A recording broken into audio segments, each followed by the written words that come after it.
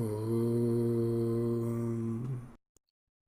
Tava Kathamritam Tapta Jivanam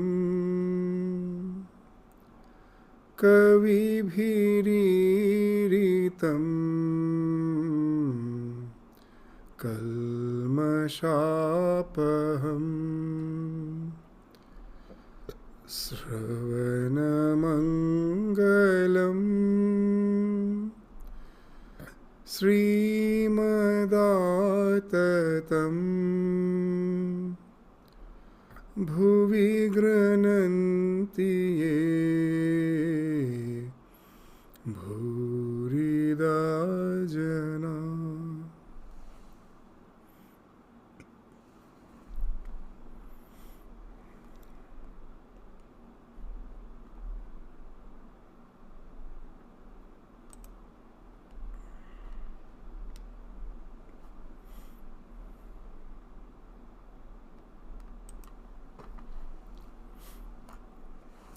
The Gospel of Sri Ramakrishna with the devotees at Dakshineshwar. The Master is conversing with the disciples.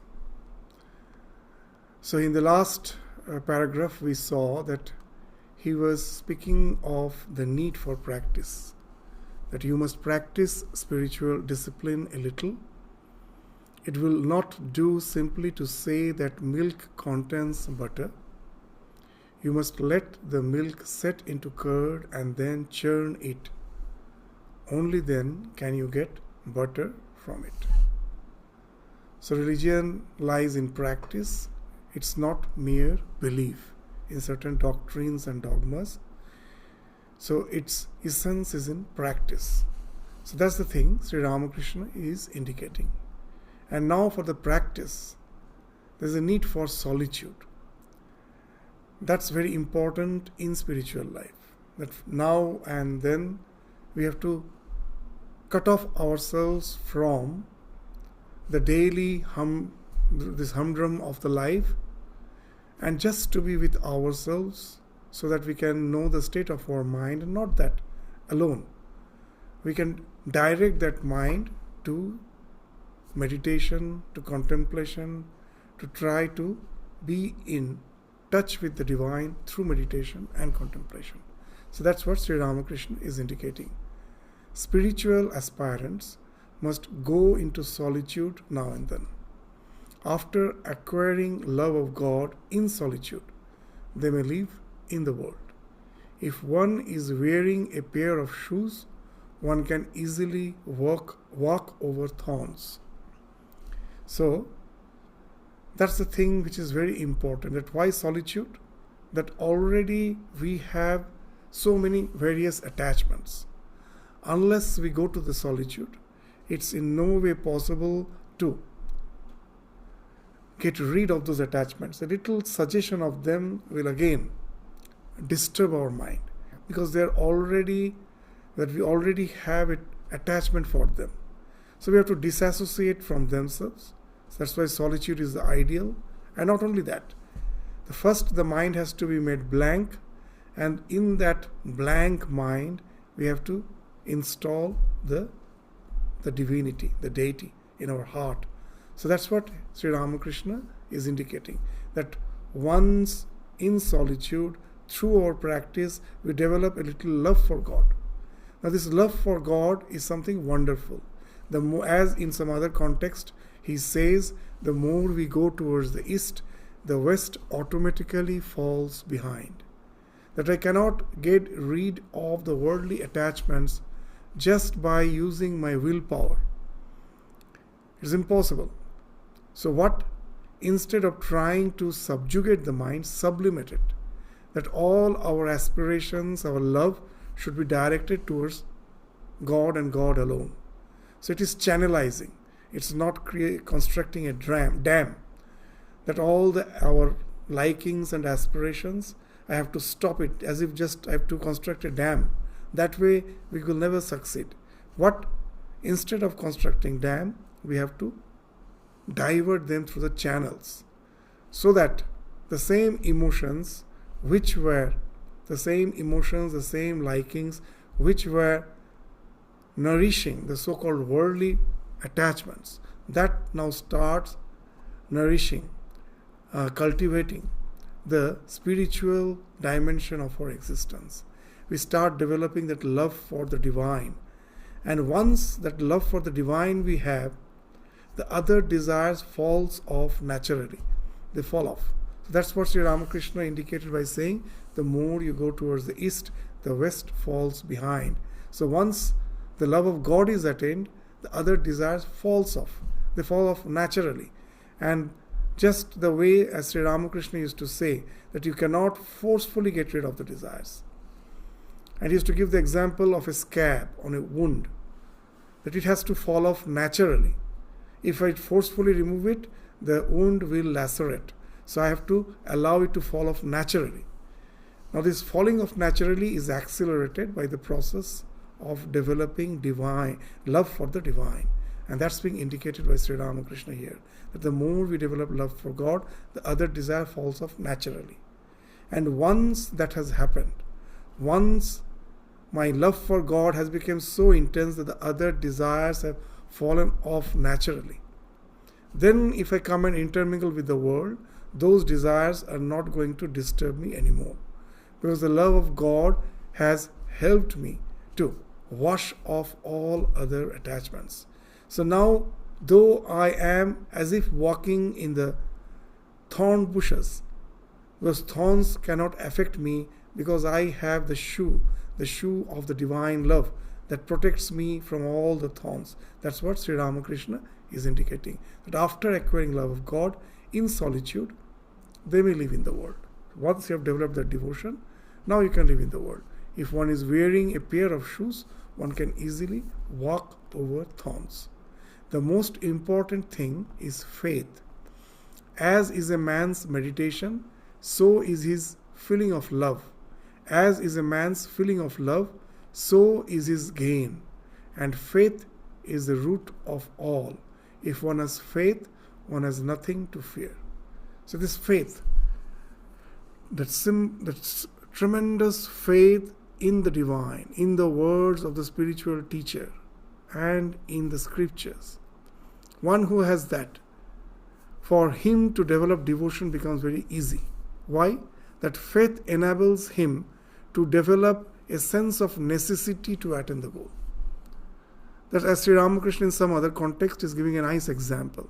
Suppose a thief is sitting in a room and he sees a locked door and he knows for certain there's a lot of treasure behind that locked door. Can he sit there quietly? He will be restless. He will be just trying to find an opportunity when he can break the lock and just steal all the treasures which is behind the locked door. So that's why Sri Ramakrishna is saying that that type of faith is required. The scripture says, the Guru says, that the treasure, the essence of our existence, which is the only treasure in this world of name and form, which alone exists, that is in the core of our heart. That's the treasure. It is so near, but it is locked. Our worldly attachment is not allowing to access that treasure. As we give that example, as long as the external doors are opened, all the senses have been compared in the scriptures with the doors. This Navadware Pure Dehi. This is a city. This body is a city with 9 gates. And the Dehi, the essence of our being, is in the heart. But we don't realize it. Why we don't realize it? Because there is another door there which is always locked. Why it is locked? The only condition for its opening is we have to first close all these external doors. These are all the senses. Unless we close them, the door of the heart never opens. And we can never have communion with the divine, who is the ultimate source of the entire existence. So to have communion with him, we have to close these senses. And then that door opens. So now when the Guru has already indicated that there is a treasure behind the door, in the core of your heart, if you have faith in that, that is bound to create that sense of necessity. That such a treasure is lying so near me. It's not far away. It's not there high in the sky in the heaven. It's here within me. Once I know that, if that faith can develop that sense of necessity. Without that sense of necessity, we can never have the motivation for contemplation, for meditation. And unless we meditate, we can never develop devotion. So, meditation, what you say there, that comes through devotion, and then once you have devotion, that results in the real meditation. So the first meditation is meditation by using your willpower, which you have developed by developing a sense of necessity, which has came from your faith. So now I practice, I know I have to attain the divine, the treasure is lying so near. So with this faith, when you start your journey, that sense of necessity makes your mind focused, you concentrate, and easily you develop devotion. As we say again and again, what you do repeatedly, because of the neuroplasticity of the mind, it as if creates a path in the mind. And once it is created, once the nature of the mind is such that whenever a path is created, we start liking it. Then there is no need to always make us aware of that necessity.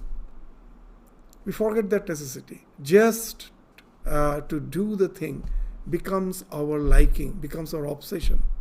So out of necessity, because of the faith, I developed that necessity. From that, I started meditation, and that meditation now results in devotion. And once you have devotion, nothing you have to fear. That will take you to that ultimate spiritual realization. Once the devotion develops, the meditation now becomes spontaneous, and that takes you to that ultimate realization where the ego falls off. The barrier between me and the divine is the wall of ego. That falls off, and immediately I find myself to be identified with the divine, to be in communion with the divine. And that's the thing in these few lines of a particular couplet, of a particular song which Sri Ramakrishna is singing, is narrating. That's the idea which is being highlighted there. So what those lines are, let us read it again. The most important thing is faith. That faith will give you the sense of necessity. So as a man's meditation, so is his feeling of love. As is a man's feeling of love, so is his gain. So from the faith comes the meditation, from the meditation comes the devotion, and the devotion takes us to that ultimate spiritual realization. So this is the sequence which has been spoken of in these few lines. So if one has faith, one has nothing to fear. In Bengali, that line means that as is one's faith, so is his gain. Jamun bhav, tamun lav. As jaisa bhav, vaisa lav. So that's the idea which we find in these wonderful words. So that's why Sri Ramakrishna in some other context used to say that faith is a very important thing in spiritual life. That after all reasoning, at last, we will have to come to that conclusion that it is only through meditation and devotion I can progress in spiritual life. So through all the reasoning, at last I have to come to that point. I have to start from point zero then. That all those reasoning and everything was just to clear the doubt that yes, meditation is necessary. And if we find a person from the very birth has that faith, there is no need for him to waste his time through all those reasoning. From the very first day, he can just grasp that simple faith, and his journey starts on day one itself. So that's why Sri Ramakrishna used to say that faith is the most essential thing in spiritual life, and it's very rare. One who has done tapasya, lot of austerities in his previous birth, such a person is fortunate enough to be born with that type of faith, so that he doesn't need to go through that reasoning and waste his time. From the very day one, he can start his spiritual journey by having that sense of necessity, which helps him to develop the tremendous love for meditation, which in turn helps him to develop love for God and devotion. It in its turn takes him to that highest spiritual realization. That's the gain which he have from his faith. Jamun bhav, tamun lav. So this is the idea which we find wonderfully spoken of in these few lines which Sri Ramakrishna is narrating. A devotee, sir, Is it necessary to have a guru? Master, yes, many need a guru. But a man must have faith in the guru's words. He succeeds in spiritual life by looking on his guru as God himself. Therefore, the Vaishnavas speak of Guru, Krishna, Vaishnava. So, this is very important. That Guru is needed. For most of us, Guru is needed. Because as Swami Vivekananda in his lecture, The Need for Guru, starts with these wonderful lines, or that with this wonderful idea. What that? That many think by reading books, we are developing spiritually. And nowadays, what to speak of books? The internet is there. We search so many things, we download so many things, and we think we know so many things. Even if you search the mantra for Krishna, you will get. Mantra for Kali, you will get. Even the mantras is available just from the internet. So many mantras, spiritual ideas, everything is there. What's the need for Guru, one may think. Swamiji was speaking of books, and now still more information is available just at the click of the button of this keypads. It's all available there. So, can we really grow spiritually? Swamiji is saying that though we may have a feeling that we are growing spiritually, know it for certain that your mind is getting nourished, your intellect is getting nourished. But know it for certain, you are not in any way progressing spiritually. It's just a wrong notion you develop. It's just some intellectual conviction you are developing, but you are not growing spiritually. For spiritual growth, Swamiji is indicating that a guru is necessary. And then just that he is also like any other spiritual teacher, giving that nice example that only a lamp can light another lamp. So if you have to light a lamp, I need another lamp. So there is a need for a living example. The commentary of the scriptures should be exemplified. The scripture should be exemplified through some life. And when we come in presence of that life, then only our transformation is possible. So the guru is a necessity. But at the same time, faith is very important. If I don't have faith, I will just consider him like any other ordinary person. And that won't help me to in any way gain any sort of this spiritual traits in my life if I have no faith. Just as Swami Sharadananda used to say very nicely that when Sri Ramakrishna has passed away, he was in Dakshineshwar. He was staying in Udbodhan. That at present in Calcutta, the center is there. This is one of our the publication center, Udbodhan, where Holy Mother used to stay. So many used to come to see Holy Mother, and of course to have this darshan of all the sadhus who were there. Sharat Maharaj was there, Swami Sharadananda. So one day one such person came, and seeing Swami Sharadananda said, I have came here for sadhu sangha, to come in association with the holy man, sadhu sangha. And Swami Sharadananda immediately replied, at Dakshineshwar, there were so many people in the vicinity of Sri Ramakrishna. Every day they used to see him. The temple priests, the temple officials, the security guard in Dakshineshwar, they were always in presence of Sri Ramakrishna. Do you think they have any gain by their association? Could they gain anything? Because they thought him to be an ordinary man. Not only an ordinary man, they thought him to be mad. Because seeing his exuberant devotion, they could never understand him.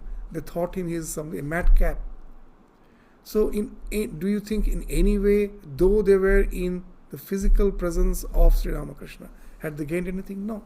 Because there was no question of faith. They had no faith. It's the others who with a tremendous faith came in an association with Sri Ramakrishna.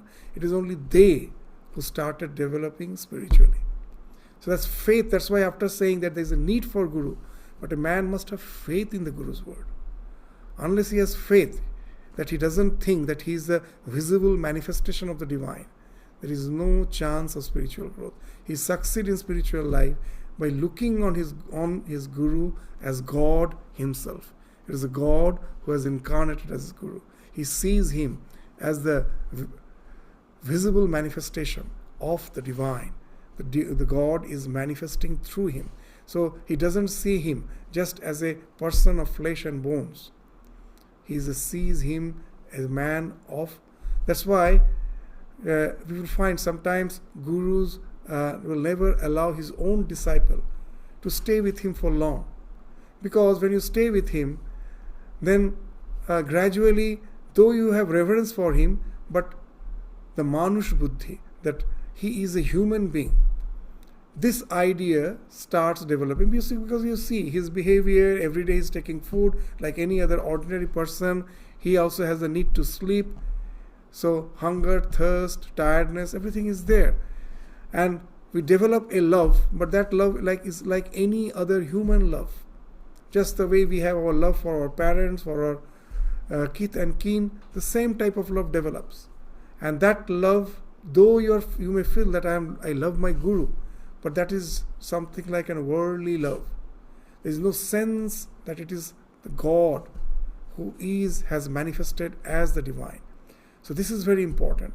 As we told that previously, that when MacLeod, a disciple of Swami Vivekananda, who had that idea, who had that temperament, that he is friend of Vivekananda, Sakha. So after the passing away of Sri Ramakrishna, MacLeod visited India and he went to meet Holy Mother, and just in the process of conversation, suddenly she told Holy Mother that I cannot meditate. And Mother asked that how come you cannot meditate? Well, whenever I sit for meditation, the form of the Swami Vivekananda, that comes to my mind. I cannot meditate. It is he who comes to my thought, he is he who comes to my vision. I cannot meditate. And then Holy Mother told how fortunate you are. See that here, so many people, they sit for meditation, they try to bring the form of the divine in their mind. They cannot bring. They try, they cannot bring. And it comes to you spontaneously. You are so fortunate. The only thing you have to do is remember that when Swamiji comes to your vision, just always think that he is not an ordinary human being. He is one of the 7 rishis. He is coming from that exalted spiritual state. So he is Naranarayana. So always keep this idea in your mind. Associate with the divine. Don't just take him to be an ordinary human being. And that alone will enter in your spiritual progress. So that's the idea which we find even Sri Ramakrishna is indicating here. That but a man must have faith in the Guru's words. He succeeds in spiritual life by looking on his Guru as God himself. Therefore the Vaishnavas speak of Guru, Krishna and Vaishnava. So what's the idea? That Guru is the divine medium through whom Krishna reveals himself. Krishna is the God and Guru is the medium through which he reveals himself. And the Vaishnava, the devotee, how he has to relate to the Guru? Through faith and humility. This is the 3 things. These are the 3, that's why they speak of this Guru, Krishna, Vaishnava.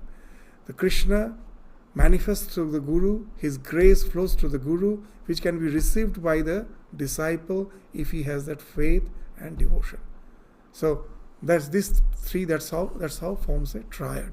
So that's why Sri Ramakrishna is indicating the Vaishnava speaks of Guru, Krishna and Vaishnava. One should constantly repeat the name of God. The name of God is highly effective in Kali Yuga.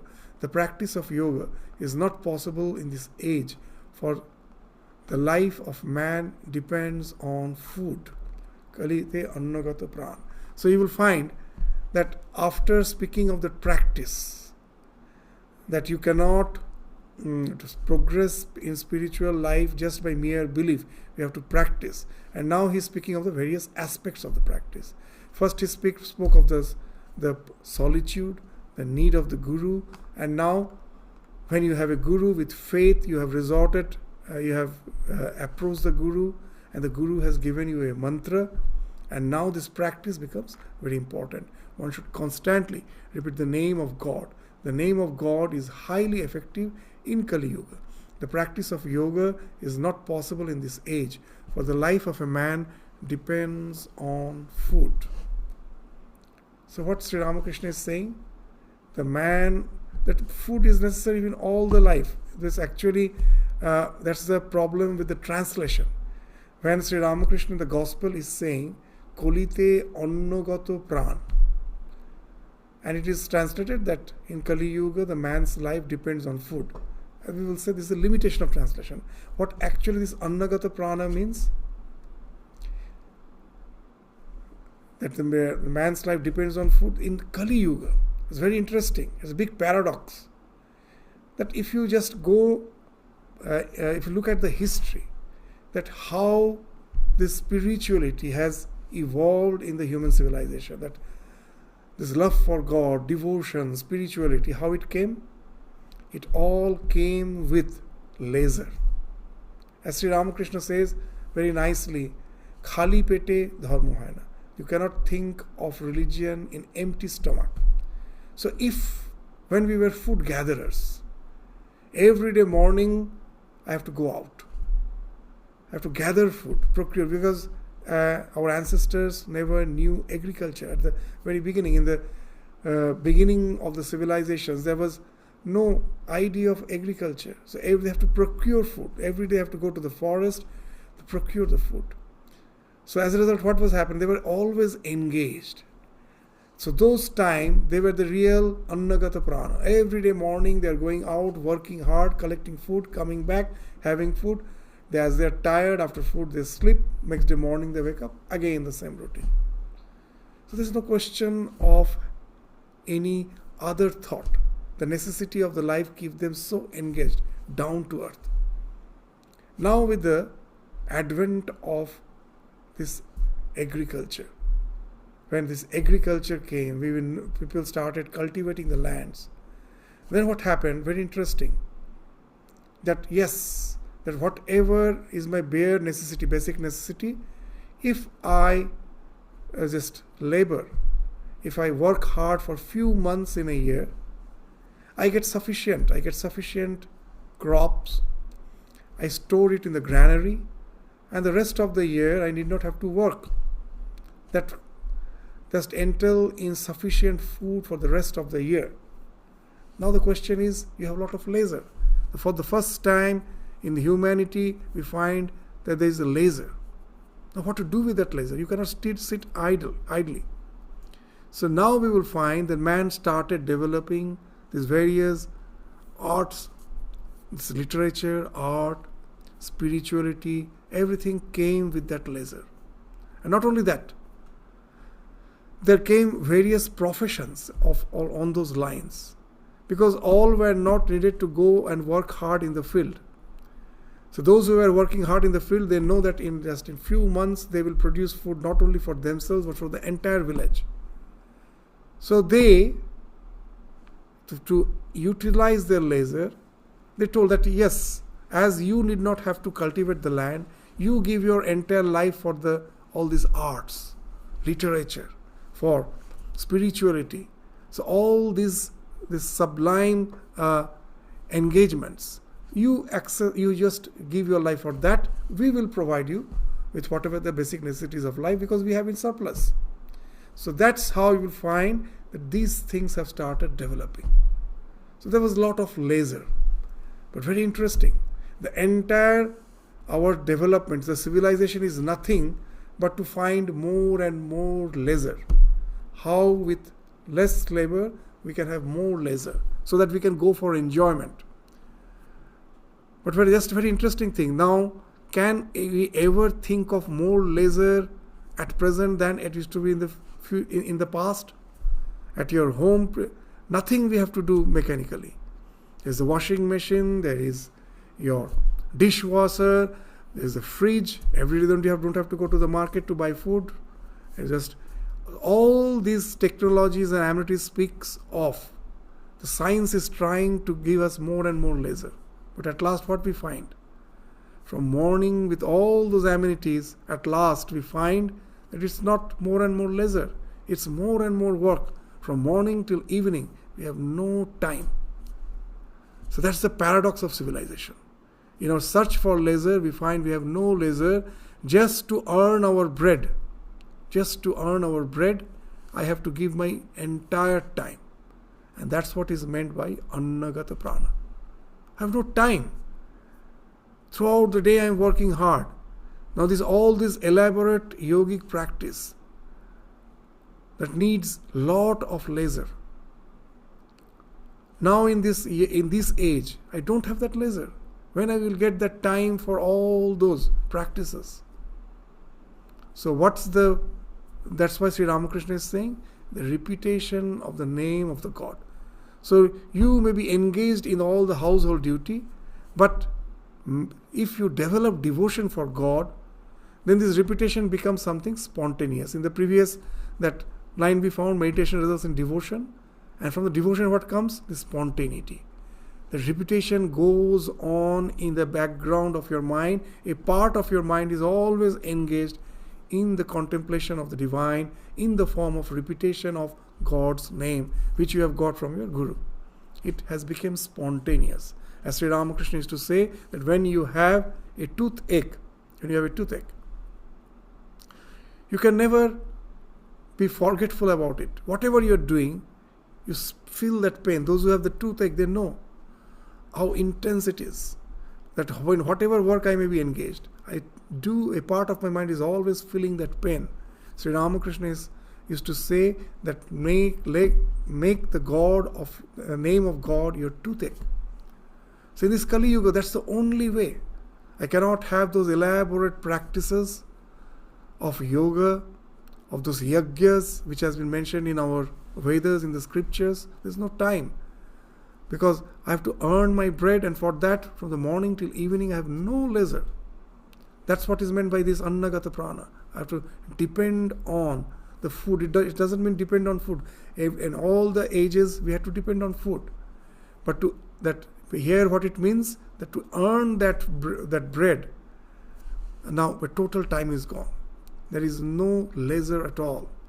So that's why in this Kali Yuga, the simple practice, make the name of your God your toothache. Let it be always there, keeping a part of your mind engaged. That some work you will find that there's a necessary, that I have to fully focus. So for that, I cannot keep a part of my mind engaged. Then start the work by taking the God's name, and at the end of the work, just offer that yes, there was no question of keeping my mind on you because of the necessity of the work. Yes, this work is done. Now I offer it at your feet. So even this also speaks of this keeping the God as the prime person in our life. As we will find, there are so many nice stories that Sri Ramakrishna in other context is saying that it's a householder. He is the real brave person, that in spite of all his responsibilities, still he contemplates on the divine. Still he gets time to contemplate on the divine. Sri Ramakrishna is saying, what's the credit of a holy person who has renounced his hearth and home and has time for taking God?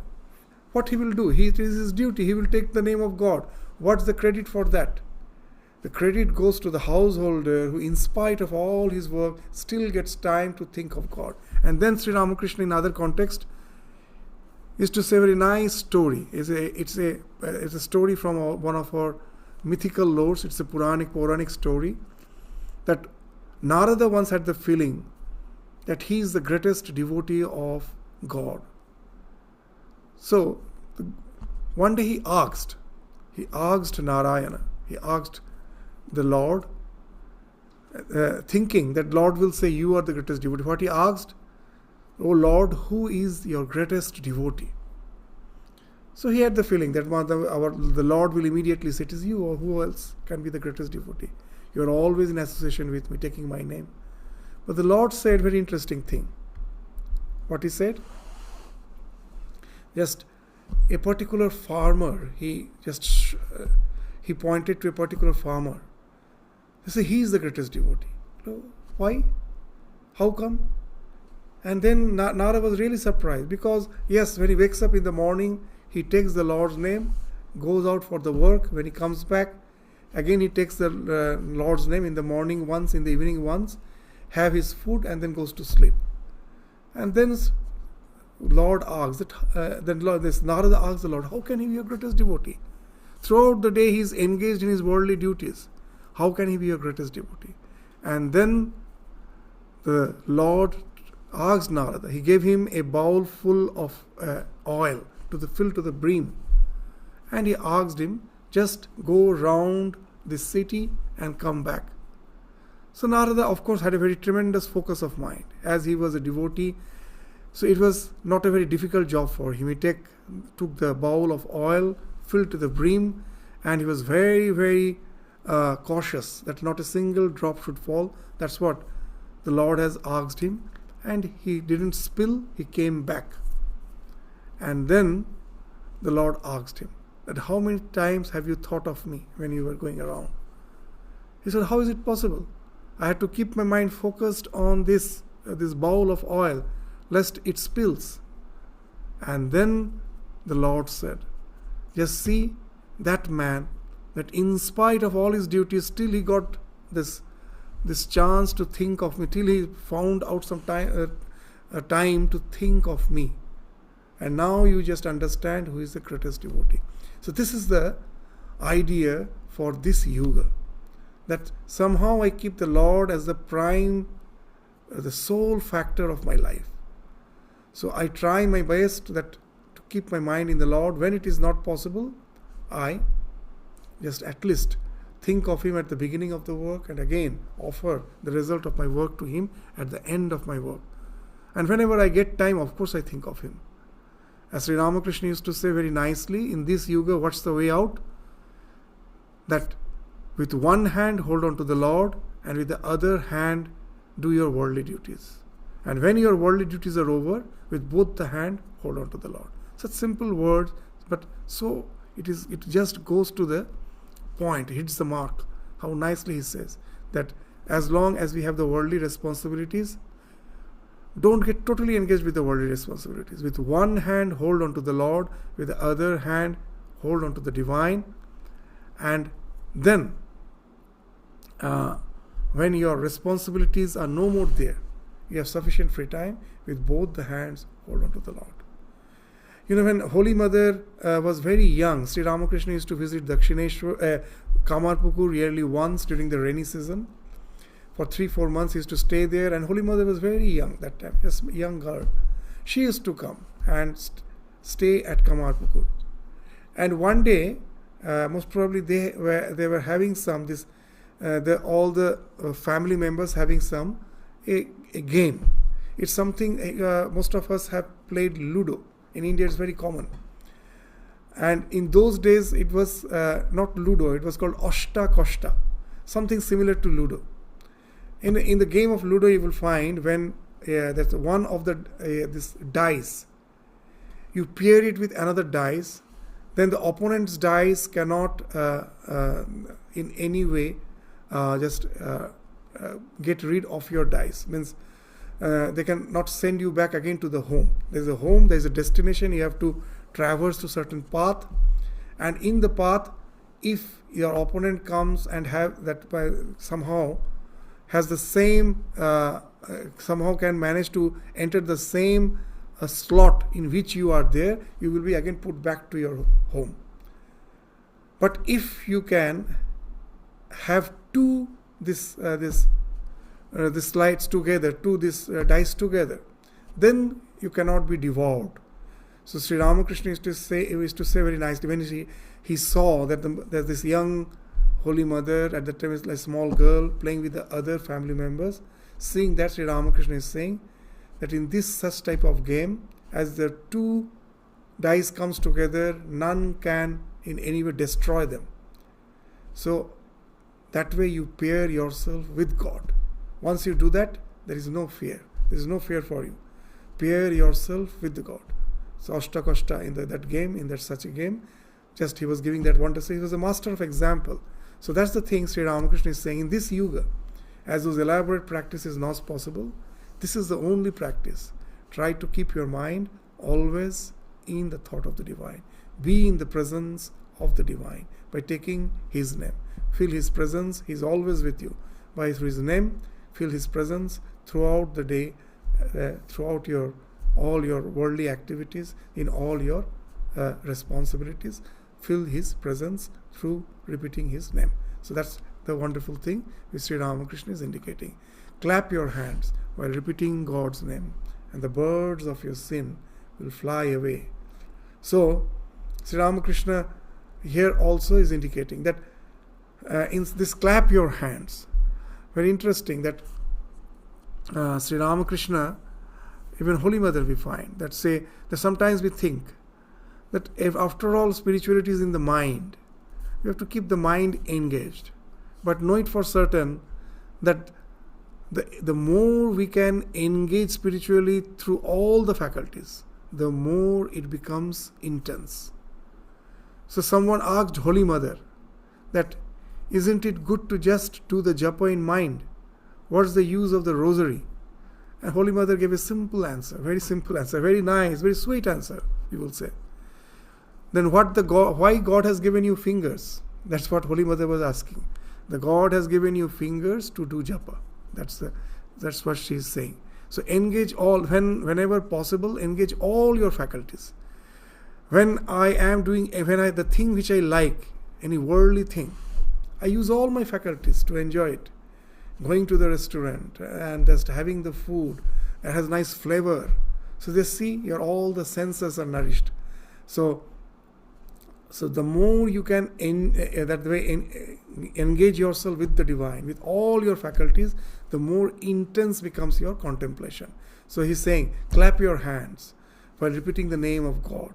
And not only that, what he's saying, very nicely saying, the birds of your sin will fly away. So what he's actually here indicating, that if you find that the tree, there's a lot of birds are sitting on its branches, and you go stand below that tree and clap your hands, the tree, all these birds fly off. So Sri Ramakrishna in some other context is giving that example. So he's saying that similarly, that in this tree of this body is like a tree in which all the birds, the various sinful thoughts, they are sitting. Take the name of the Lord, they will all fly off. It's a very simple thing. That's what he's indicating. When Hari Maharaj, Swami Turiyananda, as a young boy, when he started visiting Ramakrishna, one day he asked Ramakrishna that how to get rid of evil thoughts. And Sri Ramakrishna told, take the name of Lord. Now Hari Maharaj was a bit meticulous about his spiritual practice. He thought he will be prescribing him some asanas, some yogas, so that he can keep his mind calm. So nothing of that. Just said, take the name of God. And he first never believed. After a few days he thought, after all he has asked me, why not just give it a try? After all he was already a very, very pure soul. And with a very little attempt he found a wonderful result. The mind gets naturally calm. So he could never believe, just by repeating the name of God, the mind can become so calm. The simple thing. What's the simple thing? Even in modern psychology they say that we throughout the day go on thinking so many things. So they say that in average a person have more than 60,000 thoughts a day. Constantly the mind is jumping from thought to thought. A day we have more than 60,000 thoughts. But one thing is very important. That we think so many things, but at a time we have only one thought. Our mind can never do multitasking. It never does multitasking. At a time it has only one thought. We do feel that we do multitasking, but actually what is happening? Mind is shifting from one thought, one engagement to the another in a very quick succession, giving me a feeling I am doing multitasking. But we never can do multitasking. At a time, the mind can have only one thought. And that's the clue. If that's the truth, the more I try to keep the mind in God, in the interpretation of the name, and to do it with full focus, the other distractions are bound to fall off, as the mind can never do that multitasking. And that's what is indicated here. the more you can take the name of Lord, you will find all other distractions. They are sinful thoughts, which are like the birds sitting in the body, in the tree of your body. They all fly off. It's like the Pratipaksha Bhavana, contending thought. The thought of the God is the greatest contending thought. It can just get rid of all other negativities. So that's why says thing that clap your hands while repeating God's name, and the birds of your sin will fly away. One should always seek the company of holy men. So one by one he's just saying that for that practice, what are the aspects that this one should be in the company of the holy men. The nearer you approach the Ganges, the cooler the breeze will feel. Again, the nearer you go to a fire, the hotter the air will feel. So that's the thing. A holy man with all his good thoughts has created a wonderful vibration. This we have to believe. It's a fact. Just this example, you will find that if you go to any crematorium, is the most I have found in Australia. These crematoriums are the most wonderful place. It's a big area, nice garden. So many of this crematorium has a very nice garden and this clean walking trails. But have you ever found anyone going for morning walk or evening walk on this crematorium? No. Why? That's a place somehow you will find the vibrations is full of sadness. Because whoever goes there, it goes only for doing all the rituals related to the departed person, the one who has died. So it is all related to that, the dead body of that person. And naturally that place is full of sad vibrations. They are all remorsed when they have go to such place. And that even when you go there, even without any, or what you say, even if you will not know that it is a crematorium, you have suddenly you will be bound to be affected by those negative feelings. Suddenly you find that your mind is getting a bit remorse, sad, without any reason. That's how the vibration works. If you go to any temple, if you go to any pilgrimage, you will find you need not have to practice. Just by being there, you suddenly find your mind has become calm, serene. So that's why in Bhagavatam, in one sloka it is there, Tirthi Kurvanti Sadhava. All these holy places has not been created in the heaven and thrown on the earth. People visited those places for ages together with the intention that I will go there and exclusively do spiritual practice, nothing else. So many, for ages, were visiting those places with that intention alone. And that has created a wonderful spiritual vibration. And this holy man, that way creates a field.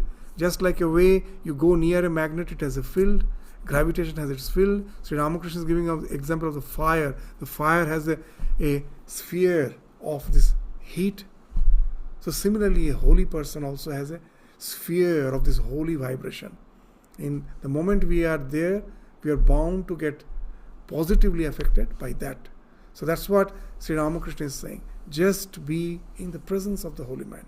Be with him. So the nearer you approach the Ganges, the cooler the breeze you feel. Again, the nearer you go to a fire, the hotter the air you feel. So as is the thing, so is its effect on others. As is the nature of the thing, so is its effect on others. So that's what Sri Ramakrishna is saying. The holy man has naturally these holy vibrations. So that's why just be near him, try to associate him with him, spend some time with him. And that itself has a very positive effect in our spiritual life. But one cannot achieve anything through laziness and procrastination. So all this thing, visiting holy person, taking the name of Lord, name of God, as per the Guru's mantra, trying to keep the mind in God, all this speaks of practice. It may not be the as elaborate practice of the yoga, but this still is a practice which is not visible to others. But I know I have to keep myself engaged with all those things. So that's why that there is no question of procrastination and laziness. People who desire worldly enjoyment say about spiritual progress, well, it will all happen in time. We shall realize God sometime or other. So that's the idea. Because most of the people say that why think of God now? So when the time of death comes, when I retire, I will think of God. But it is not never possible. What I have done throughout my life, that has become an habit, and I am just a slave of my habit. I can never just suddenly in one day change my nature. So that's why unless I have thought of the divine throughout my life, it can never become a spontaneity. Just later on I will do it. It can never happen. If that's the necessity, it has to start from today itself. That's what Sri Ramakrishna is. So there shouldn't be any laziness and procrastination. I said to Keshav Chandra Sen, when a father sees that his son has become restless for his inheritance, he gives him his share of the property, even 3 years before the legal time. A mother keeps on cooking while the baby is in bed sucking its toy, but when it throws the toy away and cries for her, she puts down the rice pot and takes the baby in her arms and nurses it. I said all this to Keshav. So in this Yoga Sutra, that's Sutra, the wonderful Sutra, that when will I achieve that my spiritual this goal, I attain the love for God. So there we find that this wonderful Sutra. There is no fixed time. Tivra Sangvegana Masanna. As is your intense yearning, so is your gain. So is your journey accelerated. The more accelerated your journey will be if you have the tremendous yearning. As Sri Ramakrishna used to give that example. When a disciple thought that he has sufficient yearning for the thought of this Vyakulata, yearning for God, he went and told nothing is happening to his guru. He told, I have yearning, but I have no, as such, I don't feel I am progressing spiritually. And then the guru said him nothing, just told, come with me, I am going for having a dip in the pond, come with me. So when the disciple accompanied the guru and they were in the pond and both were about to take the dip, suddenly guru got hold of the head of the disciple and forcefully thrusted it under the water. And he just kept him under the water for some time, and he was gasping for breath. And then he was released. And then the guru asked, how were you feeling? He said, I was feeling I was going to die. I was gasping for breath. And then he asked, do you feel for God that way? So that's the Vyakulata, that intensity he's speaking of. So when you have that, then even before time, that's the thing. It can happen now, here itself, now. You do not have to die and have some post-mortem this achievement, that after I die, after my death, I will go to heaven. No, here itself, now itself it can happen. Ihaiva. That's the thing, this word iha has been used in Upanishad so many times. Ihaiva. Here itself, now it can happen if you have that intense yearning. So that's what Sri Ramakrishna is indicating by this word. When the father says his son has become restless for his inheritance, he gives him his share of the property even 3 years before the legal time. A mother keeps on cooking while the baby is in bed sucking its toy, but when it throws the toy away and cries for her, she puts down the rice pot and takes the baby in her arms and nurses it. So that's what I said to Keshav. So have that tremendous yearning. That's what Sri Ramakrishna is indicating. So you will find wonderfully his only aim is to motivate us towards the divine, because that's the only goal. Jiboner uddeshya Bhagavan love. He's very specifically he's pointing that all other things, all other goals are just mere waste of time. As if you are having born as a human being, don't waste it. Develop the love for God. How nicely in these few words he's been pointing that. So with this we stop our discussion today. We will continue with the succeeding conversations again in the next class. Thank you all. Namaskar.